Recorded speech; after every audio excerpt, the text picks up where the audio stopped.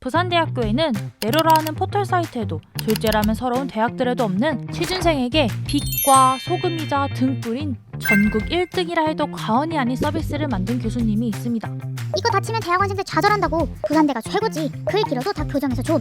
그 서비스는 바로 부산대 맞춤법 검사기입니다.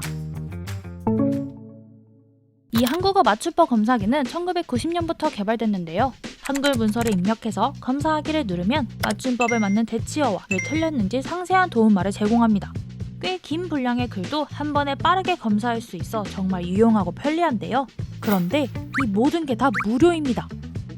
저는 부산대학교 정보컴퓨터공학부 권혁철 교수입니다. 90년부터 개발했고요. 특별한 계기보다는 지금 자동 번역하는 거 있잖아요. 영어, 한국어. 그걸 한국에서 처음 상용화시킨 게 제가 박사과정 때였거든요. 우연히 제가 굉장히 재미있는 알고리즘을 하나 개발했어요. 당시에는 여러분들은 상상을 못하겠지만은 메인 메모리가 112K 정도였어요. 한국어 12만 단어를 제가 그때 450K에 넣었거든요. 굉장히 어려운 기술이었습니다. 그러니까 컴퓨터 사용도 좋지 않던 1990년대에 교수님은 적은 메모리 용량을 사용해 많은 자료를 저장할 수 있게 해서 빠른 속도로 검색도 가능하게 하면서 동시 접속사도 문제없이 감당할 수 있게 하면서 대학교 홈페이지 서버에서도 적은 비용으로 운영이 될 수 있게 한 정말 킹 제너럴 갓 알고리즘을 개발한 것입니다. 그런데 더 놀라운 건 현재도 그 기술을 쓰고 있는데 현재는 한 1000만 단어 이상이 들어가 있는데도 그대로 쓸 수 있는 거 보면 꽤 잘 만든 것 같아요. 비유하자면 오래전 출시된 낮은 사양의 컴퓨터 부품이 그래픽이 좋은 최신 3D 게임을 돌릴 수 있도록 개발이 되었다는 겁니다. 이렇게 좋은 성능을 가졌다 보니 많은 사람들이 이용하지만 사람들의 문서 내용은 절대 수집하지 않는다고 합니다. 전혀 안 하고요. 워낙 여기는 개인의 민감한 정보들이 있을 수 있잖아요. 저희들은 유일하게 하는 게 사람들이 잘못됐다고 표시해주는 그 부분에 좌우 7자만 잘라서 저희들 시스템으로 오고 개인의 정보는 전혀 침범하지 않고 있고요. 그러다 보니 안타까운 해프닝도 있었습니다.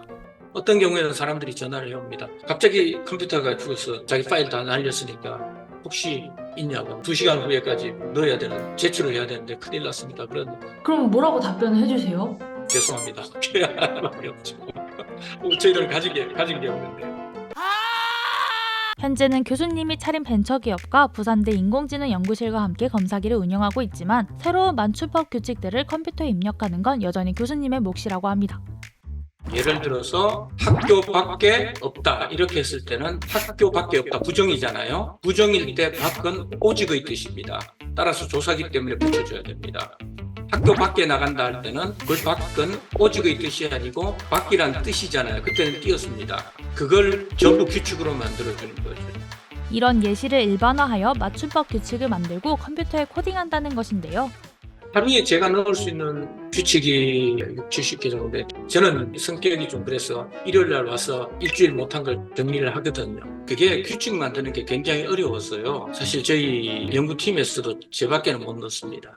이 어려운 걸 매일 하신다는 교수님. 하지만 이렇게 오랜 시간 공들여온 서비스가 항상 잘 유지되어 온 것은 아닙니다. 특정 IP에서 비정상적인 검사기 이용 트래픽이 발생하며 무료 서비스를 악용한 사례가 나온 적도 있었습니다.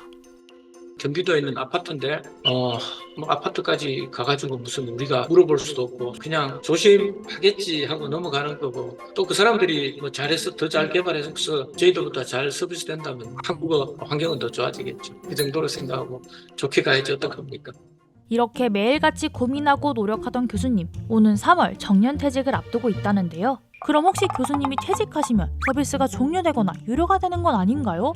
개인에 대해서 무료로 하는 거는 회사가 있는 한 제가 있는 한 계속 제공할 거고요. 개인적으로는 이제 맞춤법 검사기에 집중할 수 있으니까 편한 마음도 있고요. 취준생들이나 학생들이 하는 말이 맞춤법 검사기는 빛과 소금이다. 혹시 그런 거 보셨나요? 고맙네요. 저로서는 좀 신념을 가지고 지금까지 해왔습니다. 그런데 GPT가 나올 거라고는 상상을 못했어요. GPT가 있기 때문에 또 저희들이 더 발전할 수 있을 거고요. 그러나 그게 발전할 수 있는 한계에 도달해서 GPT를 못 이기면 끝나는 거겠죠.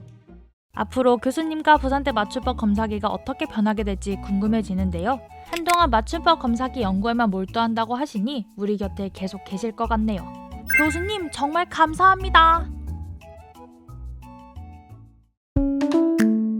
이번 영상을 만든 PD가 추천하는 영상도 보고 가세요. 스브스 뉴스의 다른 영상을 즐기시려면 구독 버튼을 꼭 눌러주세요.